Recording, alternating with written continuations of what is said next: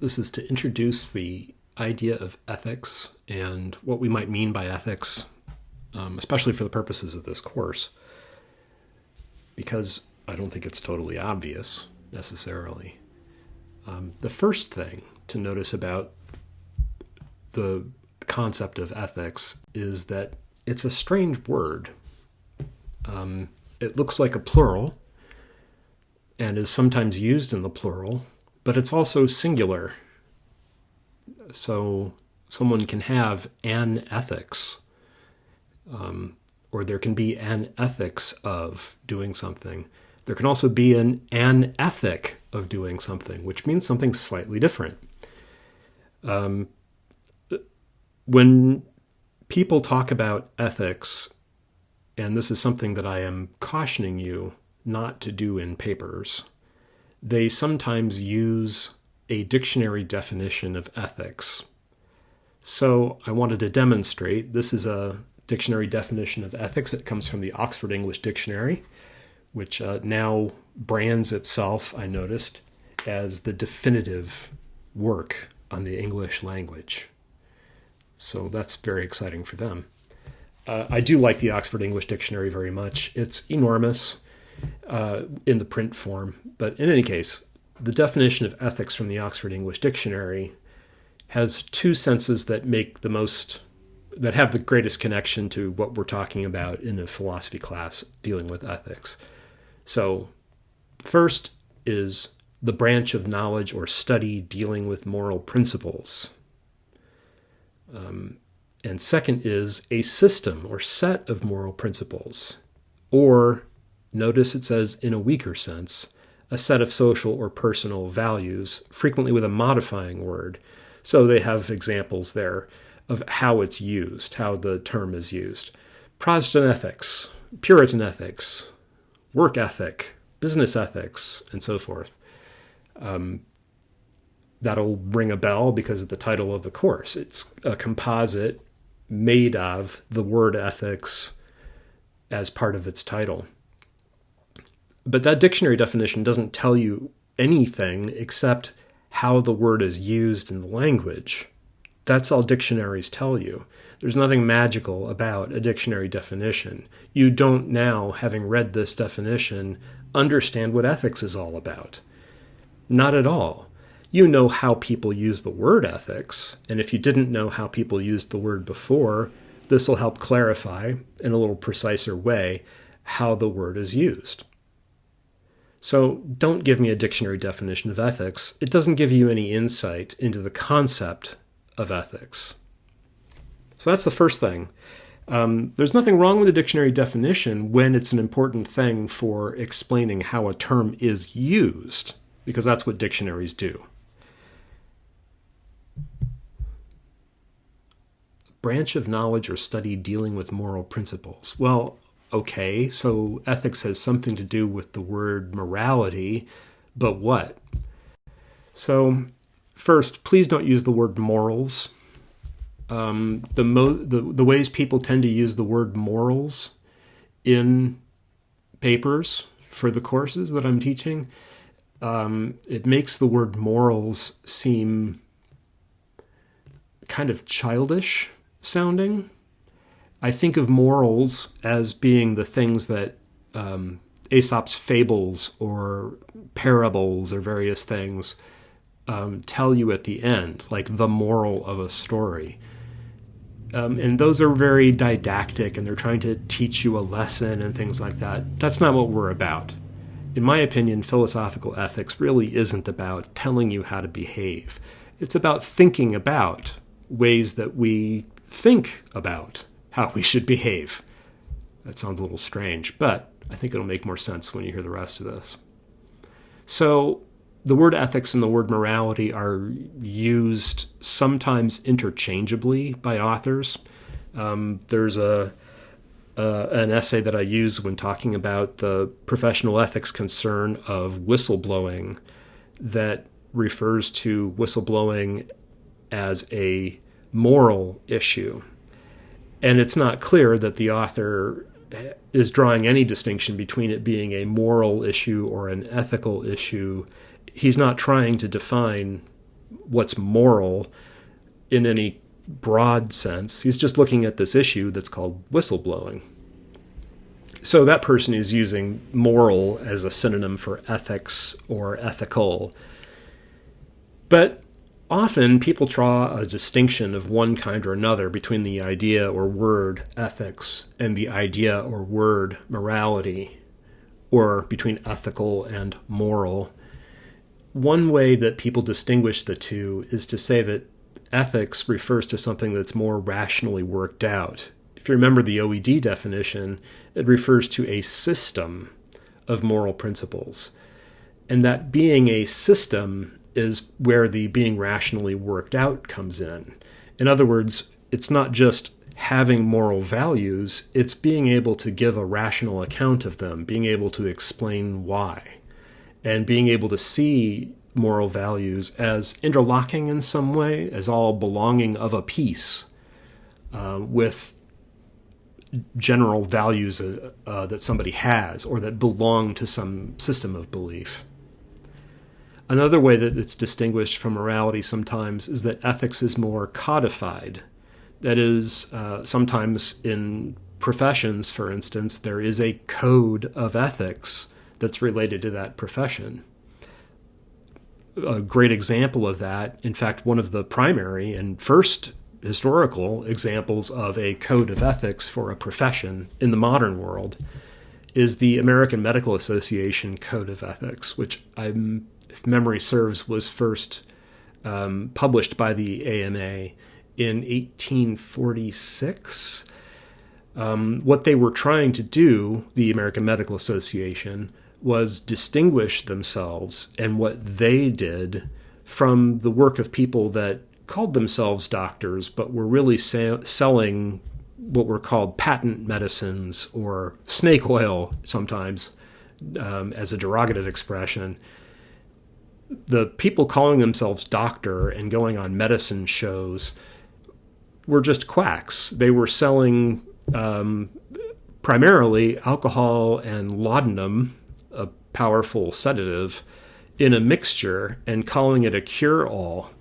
And what the American Medical Association was trying to do is say, no, there's a difference between what, Dr. Quack, cure-all salesman is doing and what trained medical doctors are doing.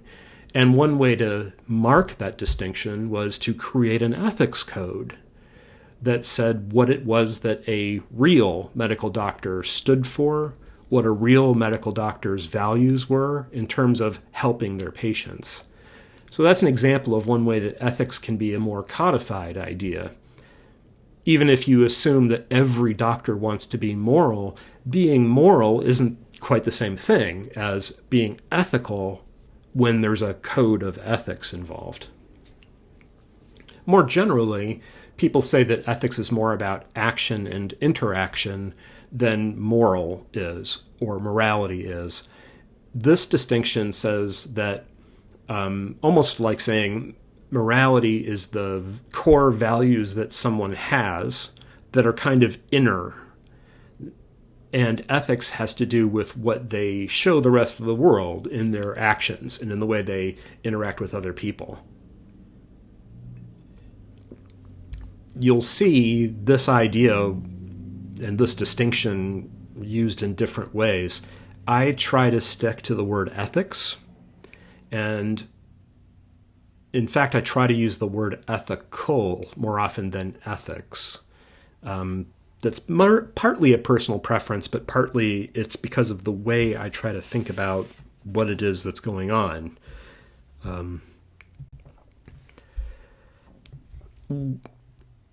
When I first met my union buddy from the faculty union, Jonathan, he's retired now, and he was a anthropology lecturer at San Jose State.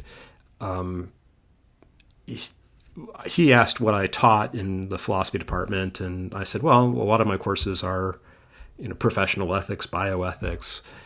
And he laughed at me, and he said, it's funny that philosophy departments claim this territory to talk about ethics when in fact, and I think he said 99.9% of the human population that has ever lived, their concept of ethics came from or comes from religion. And to him, this was a hilarious way to tease me. That being said, for philosophers, there are a couple reasons why people's religious ideas about morality aren't very useful. And I just wanted to save this and add it to this introduction to explain why ideas about religious morality don't have a very strong place in the way a lot of philosophers write about ethics. Not all, but the way quite a lot of them write about ethics. First is that not everyone has the same religious beliefs. Because not everyone has the same religious beliefs, drawing moral or ethical conclusions on the basis of religious beliefs, it isn't general enough. If I don't agree with your religion, why would I agree with what your religion says about ethics? So basing an ethical claim, an ethical judgment, on a religious idea isn't all that useful. It doesn't go very far in talking to others who may not share that same faith. Which brings me to the second reason why religious moral ideas aren't typically useful for philosophical studies of ethics. Philosophy tends to seek knowledge and reason as its basis for every conclusion. And what knowledge and reason cannot lead to us to conclude, philosophy has to remain silent about those things. Religion can go beyond that by relying on faith. Faith is almost a bad word in philosophy. Again, there are many philosophers who are religious and many philosophers who use their faith and use the idea of faith in their philosophy. But I'm giving you a sort of general rule to apply here. We're looking for rational ways of articulating why something is ethical and what the ethical concerns in a situation lead us to conclude. And so faith and religion aren't very useful ways to begin that. One of the things that is really interesting to me about ethics, and something that's been on my mind for quite a while, actually, is about what's going on when we talk about ethics. What does ethics talk come from? What is it directed at? My observation, and this is just about my own observation, is that for most people, ethics or morality comes up most often when we make judgments of something that we perceive to be wrong. In the sense that a wrong has been done by someone. So people say something is immoral or unethical, and they do so when what has been happening they perceive to be wrong, to be unethical, to be immoral. And my question about it is, what follows from that? Okay, you think something is immoral. You've judged it to be immoral, or you've judged that person to be immoral. Then what? Why do these judgments of events or people, why are they so important to us? And just to give you an example, there's an event in my personal life, probably there is in everybody's, something that was done to me, that it caused a lot of damage. I've always regarded it to be a wrong that was done to me. The person who did it, I've seen commit wrongs on other people as well. So I don't think it's just my judgment, or only about me being harmed in the case that this person harmed me. I don't think it's just about the harm done to me. I think that I have some solid basis for making the claim that what this person did to me was unethical. But I didn't have any recourse. There was no way for me to do anything about it. There wasn't any way to bring this person to account for it, to be held responsible for it. Because there's no ethics court someplace where we can prosecute people for doing unethical things. I'm kind of glad that there isn't, too, especially since sometimes a person's sense of harm or experience of being harmed is actually really very subjective, of course. And one reaction that is really kind of natural to being hurt is to lash out. And ethics can be a way that we lash out at people. Making a claim that somebody is immoral or unethical can be just a way to lash out and doesn't really mean anything beyond that. I don't think that's the case in the situation I'm talking about. I really do believe, and I suppose everybody believes this, I believe that this person really did something unethical to me, really committed a wrong. Didn't just harm me, but wronged me. But there's nothing I can do about it. It's years later now. There's nothing this person could do now to correct it or to make amends for it. And I don't imagine that they would even accept responsibility for it or agree with my judgment that it was unethical. They did it. They probably felt like it was right to do in some way, or else they just don't care about right and wrong, which is a possibility. And in that case, of course they're not going to take responsibility for doing something wrong. They don't believe in it. So what do we do with these judgments? What happens? So this has been fascinating for me for a little while now. What does the ethical judgment do for me? Does it do something for me? And is it ethical for me to make the judgment? How does this ethical judgment even relate to right and wrong conduct generally? How does it relate to my own conduct? How does it relate to other people's conduct? Why does it matter? And it's not obvious to me that what we judge to be ethical is always very important to us. Ethics is not always our primary concern. We've got various interests, various goals, various needs, and we prioritize them. We learn to do that as toddlers, maybe even infants, and we learn how to gain benefits to ourselves strategically. That's an important survival skill.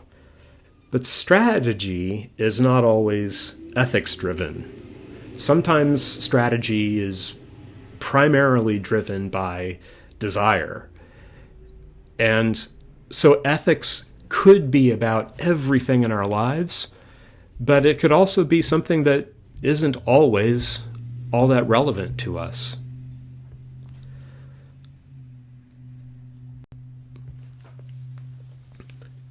But many important theorists of ethics in the history of Western philosophy have more or less said that ethics is an important way of understanding how we should conduct our lives.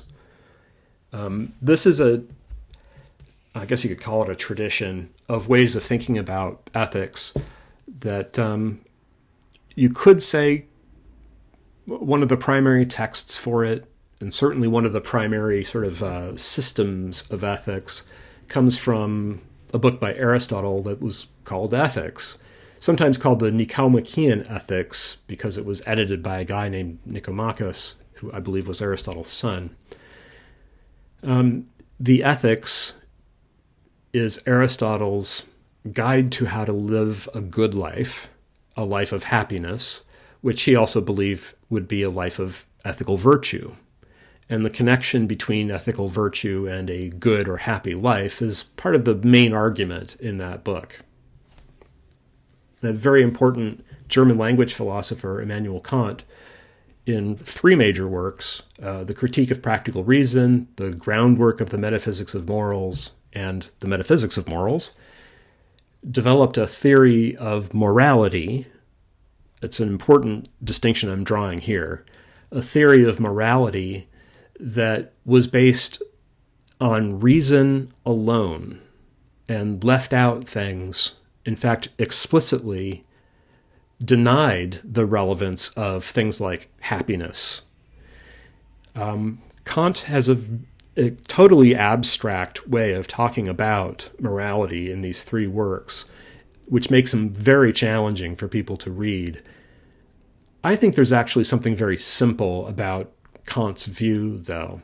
And the reason I say it's a theory of morality rather than a theory of ethics is that in one of these books, Kant, it's in The Groundwork of the Metaphysics of Morals, I think, Kant makes the claim that it's possible that no human being has ever acted morally or will ever act morally.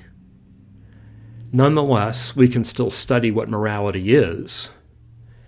And so, if ethics is the conduct of life, and Kant is arguing that it's possible no one has ever acted morally, then a theory of morality wouldn't necessarily be a theory of ethics in that case. It wouldn't be necessarily about how you conduct your life. Very strange. Kant is really weird, it turns out.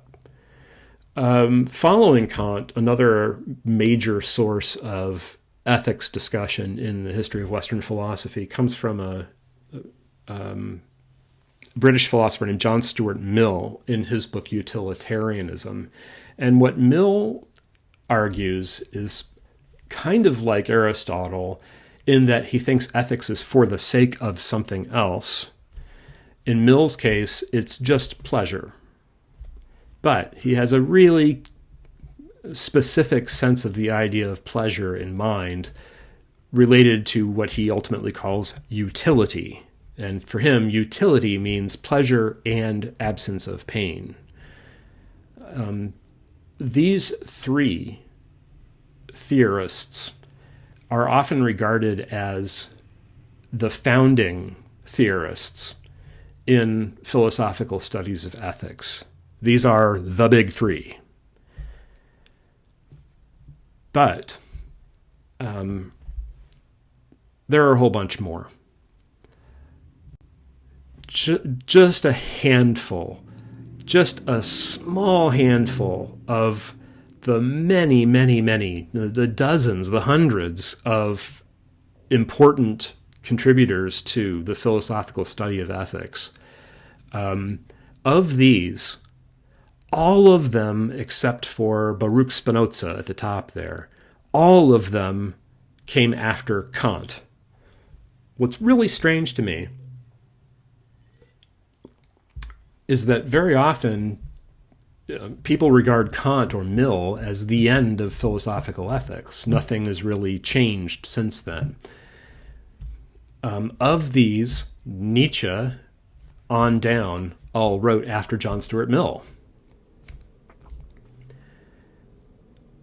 The reason these are my list is that in one way or another, all of these theorists matter for how I teach this course. Even Spinoza, whose book called Ethics doesn't seem to be about ethics in any way, that's all I'm going to say about it, is kind of important to how I think about ethics. You'll get bits and pieces of most of these, if not all of these, as we go through the course. I'll refer to them. I'll explain a little bit about how they talk about ethics. But even those that I don't explicitly refer to, they're in the background of my way of thinking about ethics. And so you'll get to see some of what's going on in these various theories that are all very different from Aristotle, Kant, and Mill.